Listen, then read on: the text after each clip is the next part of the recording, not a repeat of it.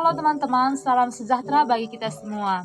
Perkenalkan, nama saya Elsa Teresia Brukaro dari kelas KM 201 dengan mata kuliah Teori Komunikasi Digital dengan dosen pengampu Ibu Roslana SSS MIKOM AMI-PR.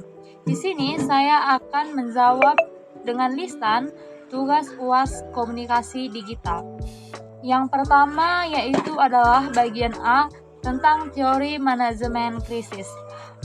Teori manajemen krisis adalah proses yang mencangkup, menangkap, dan mengevaluasi sinyal krisis dan perlu mengambil dan menerapkan tindakan pencegahan yang diperlukan untuk mengatasi krisis dengan kerusakan minimal. Lalu selanjutnya ada juga teori manajemen isu. Teori manajemen isu adalah kesan, gambaran, atau impresi yang tepat atau sesuai dengan kenyataannya, atau sosok keberadaan berbagai kebijakan, personil, atau jasa-jasa dari suatu organisasi atau perusahaan. Selanjutnya ada manajemen reputasi. Manajemen reputasi adalah proses mengatur atau mengendalikan persepsi masyarakat dalam mengambil keputusan atau penilaian terhadap perusahaan yang bersangkutan untuk memperoleh reputasi yang baik dan dilakukan oleh public relation. Selanjutnya bagian B adalah tentang teori persuasi dan produksi pesan. Teori persuasi merupakan suatu proses dengan tujuan untuk mengubah opini, perilaku, dan sikap. Dikenakan persuasi sebuah proses, maka akan berhasil dipengaruhi melalui beberapa faktor yang berkaitan pada komponen.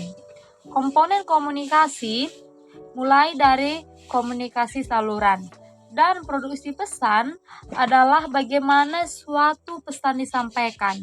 Produksi atau penyebaran pesan menentukan apakah komunikasi yang dilakukan berjalan dengan efektif atau tidak. Selanjutnya bagian C yaitu tentang teori hubungan media dengan publik.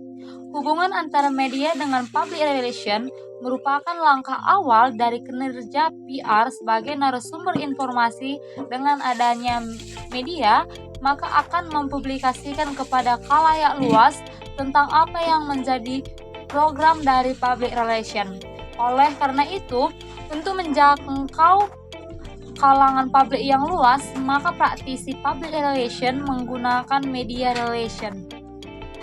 Selanjutnya yaitu bagian D tentang teori media determinisme. Teori determinisme ini adalah bahwa perubahan dalam berbagai bentuk komunikasi akan berdampak pada bagaimana manusia menjalani kehidupannya di masa depan. Dalam teori tersebut, MC Luhan juga menyatakan bahwa media adalah pesan. Fungsi dan emosi manusia dapat diperkuat dan diperluas melalui penggunaan media.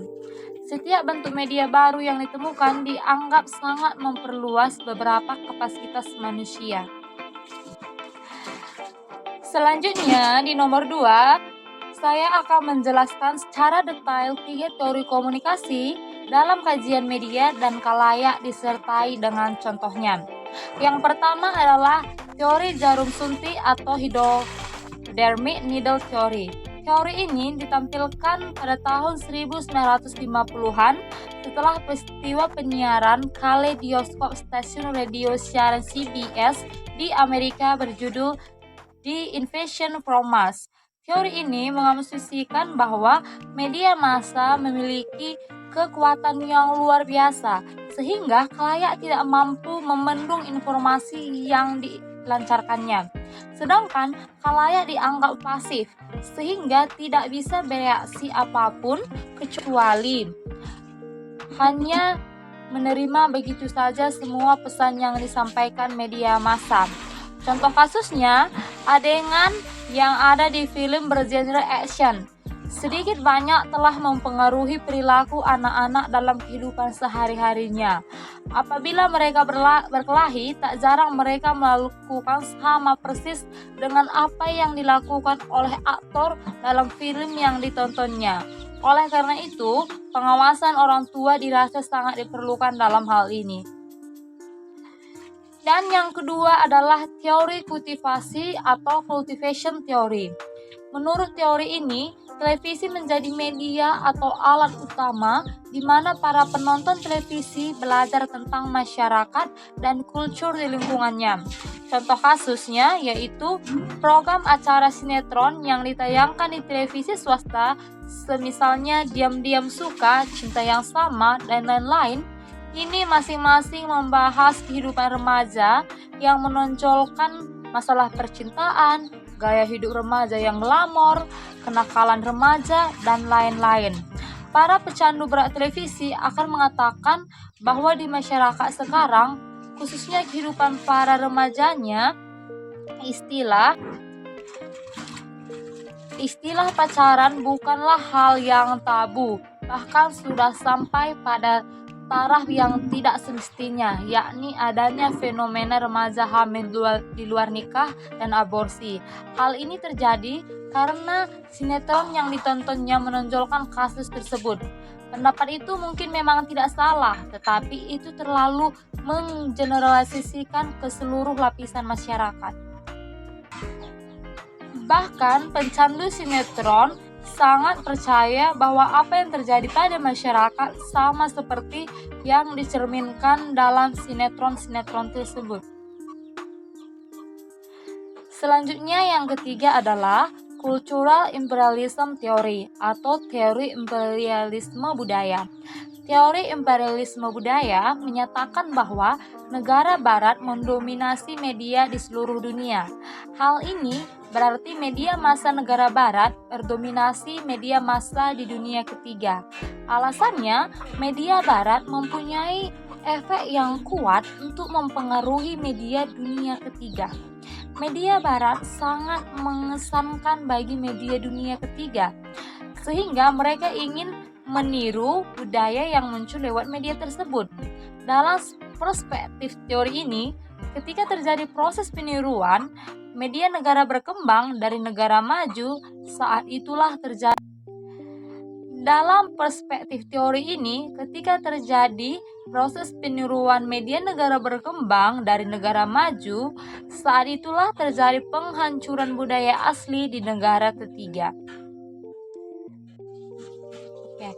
Contoh kasus dalam teori ini adalah ketika dalam kita menonton film Independence Day, saat itu kita belajar tentang bangsa Amerika dalam menghadapi musuh atau perjuangan rakyat Amerika dalam mencapai kemerdekaan.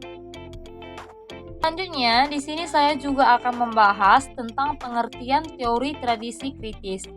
Jadi, tradisi kritis merupakan hasil dari sebuah pengamatan atau observasi yang dilakukan oleh banyak orang dalam memecahkan suatu masalah, memandang sebuah persoalan dari sudut yang kritis.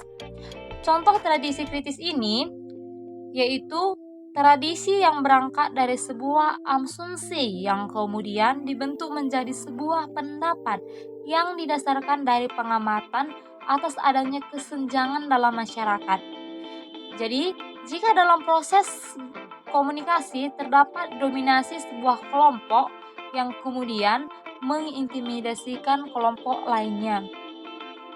Dan yang terakhir saya akan bahas adalah jawaban dari soal nomor 3. Pemahaman saya mengenai asumsi dari teori ekologi media Marcel M. Luhan terkait teknologi dan masyarakat, serta pandangannya tentang the medium is the message.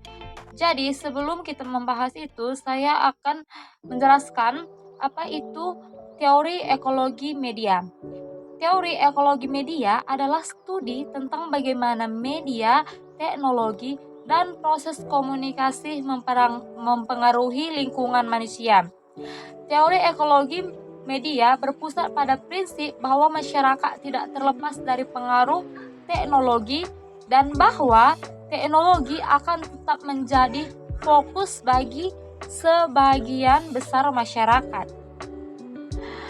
Marcel M. Luhan juga mengatakan bahwa media adalah pesan atau medium the message yang merupakan frasa. Diyakini berarti bahwa media yang dipilih untuk menyampaikan pesan adalah sama pentingnya dari pesan itu sendiri. Nah, dalam perspektif teori ini, menurut saya pesan bukanlah hal yang mempengaruhi kesadaran kita, melainkan media. Medialah yang lebih banyak mempengaruhi alam bawah sadar kita. Media yang membentuk pesan, bukan sebaliknya. Ini berarti media elektronik telah mengubah masyarakat secara radikal. Masyarakat sangat bergantung pada teknologi yang menggunakan media, dan bahwa ketertiban sosial suatu masyarakat didasarkan pada kemampuannya untuk menghadapi teknologi tersebut. Demikian penjelasan saya dalam menjawab soal UAS teori komunikasi digital secara lisan. Semoga ini dapat bermanfaat bagi kita, dan jika ada kekurangannya, mari kita sama-sama memperbaikinya dan sama-sama kita mempelajarinya. Terima kasih.